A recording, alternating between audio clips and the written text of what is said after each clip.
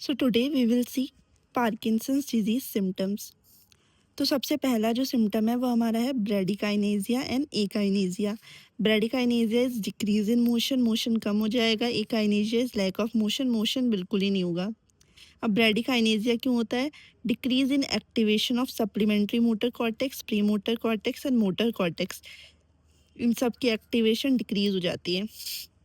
अब क्या क्या फीचर्स दिखेंगे हमें ब्रेडिकाइनेजिया में? पहला है जो हमारा स्पॉन्टेनियस और एसोसिएटेड मूवमेंट है वो अफेक्ट होती है।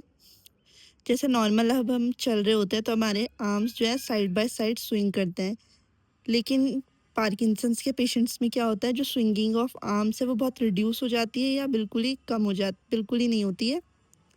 Smiling at a funny story, normal mask like face जो है इनका, ये एक प्रोमिनेंट फीचर होता है पार्किंसन का। अगर कोई नॉर्मल इंसान कोई फनी स्टोरी पढ़ रहा है तो वो स्माइल करेगा, बट पार्किंसन के केस में स्माइलिंग नहीं होगी, mask like face. Complex movement जो है हमारी वो ज़्यादा मुश्किल हो जाती है देन सिंपल मूवमेंट।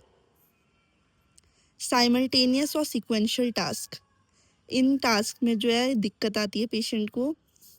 कोई भी एक one motor task at a time, जो ये पेशेंट है ये एक टाइम पे सिर्फ एक ही टास्क कर सकते हैं, एक साथ दो टास्क नहीं कर पाते। फॉर एग्जांपल, अगर किसी पेशेंट को बोलेंगे हम कि आप सीधा चलो और एक न्यूमेरिकल सीक्वेंस को आप बोलते हुए चलो, तो वो नहीं कर पाएगा पेशेंट। अगर हम पेशेंट के हाथ में कुछ होल्ड करने के लिए देंगे और फिर उसको बोलेंगे कि आप चलो, तो वो भी उसके लिए डिफ़िकल्ट हो जाएगा। अब फिर एक और फीचर क्या है? Difficulty between transitional movement. Transitional movements में डिफ़िकल्टी है, मीन्स अगर कोई एक काम आप कंटिन्यूस कर रहे हो तो वो सही है, वो आसानी से हो पाएगा। बट अगर आप बार बार एक एक काम से दूसरे काम में ट्रांजिशन करोगे तो दिक्कत होगी। अगर एक पेशेंट जो है वो बाइक राइड कर रहा है कॉन्टिन्यूसली तो वो उसको आसान लगेगा, बट अगर उसको हम बोलेंगे कि आप एक चेयर से उठो, खड़े हो, आगे जाओ, टर्न करो कॉर्नर में, तो ये उसके लिए मुश्किल हो जाएगा।